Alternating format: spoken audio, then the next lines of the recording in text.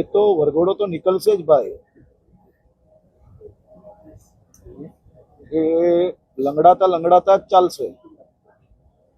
આ જીવન એ પરિસ્થિતિ ના થાય તે માટે કાનૂનનું પાલન કરવું એ આવશ્યક.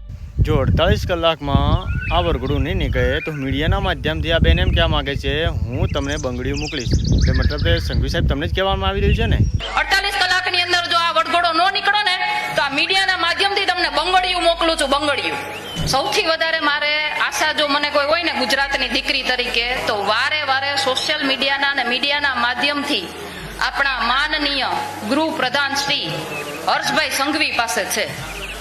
કારણ કે વારે વારે કહે છે આવીને કોઈ પણ ચમરબંધીને છોડવામાં નહીં આવે. બેનો દીકરીઓ રાતે પણ રમી શકશે ગરબા, કે મોડી રાત સુધી રમી શકશે.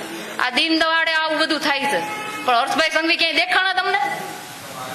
એટલે મારે હર્ષભાઈ સંઘવીને કેવું છે કે જો આ તમારા ભાજપ વાળા સાઠગાંઠ ધરાવતા આવા લુખા તત્વોને જો તમે વરઘોડો કાઢવાનું જેમ કહેતા હતા ને કે બધાનો વરઘોડો કાઢશું ને ટાટિયા તોડી નાખશું ને સરઘસ કાઢશું, હવે તમારામાં તેવડ હોય ને તો કાઢીને બતાવજો.